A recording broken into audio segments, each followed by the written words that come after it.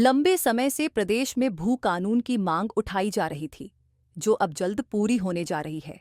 दरअसल धामी कैबिनेट ने आज उत्तराखंड भू कानून को मंजूरी दे दी है और अब बजट सत्र में इसको पेश किया जाएगा। सख्त भू कानून लागू होने के बाद नियमों का उल्लंघन करने वालों पर शिकंजा कसा जा सकेगा। इसको लेकर कैबिनेट मंत्री प्रेमचंद अग्रवाल ने कहा, देखिए, आप सब लोग साक्षी हैं।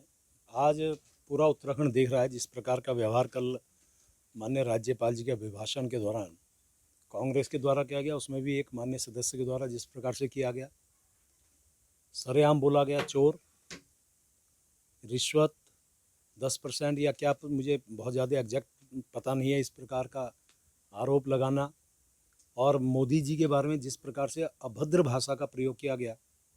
जो मोदी जी पूरे देश को आगे बढ़ाने का काम कर रहे हैं, उत्तराखंड के लिए बहुत कुछ कर रहे हैं, माननीय धामी जी जो सर्वांगीण विकास के लिए काम कर रहे हैं, उनको चोर कहना, ये ऐसा लगता है कि इन्होंने सारी मर्यादाएं तोड़ दी हैं।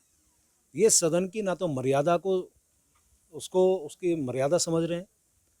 अभद्र भाषा बोलना, गाली गलौज करना, बदतमीज से बोलना, ये इनकी फितरत बन गई, इनका स्वभाव बन गया है।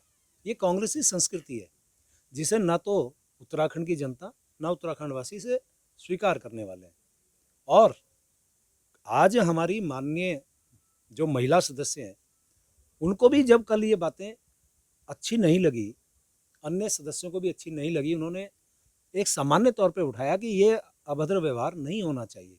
फिर आज गुस्से में बोलना, फिर उसी प्रकार का वैल में आने का प्रयास करना, फिर हमारे नेता प्रतिपक्ष जी और माननीय बहुत वरिष्ठ विधायक प्रीतम सिंह जी द्वारा उनको सपोर्ट करना, क्या दर्शाता है? इसका मतलब आप अपनी उस हार को अभी पचा नहीं पा रहे हैं या स्वीकार नहीं कर पा रहे हैं, जो यहाँ की जनता ने 5 सांसद लगातार भारतीय जनता पार्टी को देने का काम किया, दोबारा भारतीय जनता पार्टी की सरकार बनाने का काम किया, निकाय चुनाव में आपको पूरी तरह परास्त करने का काम किया, केदारनाथ सीट जिताने का काम किया।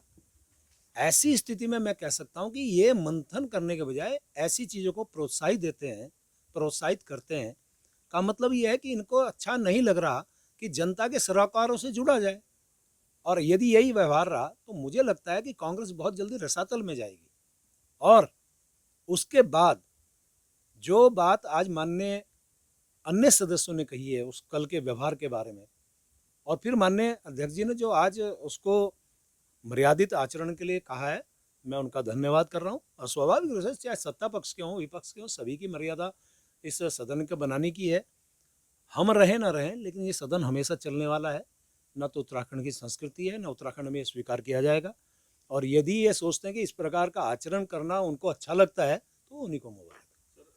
जनभावनाओं के अनुरूप धामी सरकार हमेशा से काम करती रही है और मुख्यमंत्री ने पहले ही कहा था कि आगामी सत्र में हम भू कानून लाने का काम करेंगे और आज कैबिनेट से मंजूरी मिल गई है।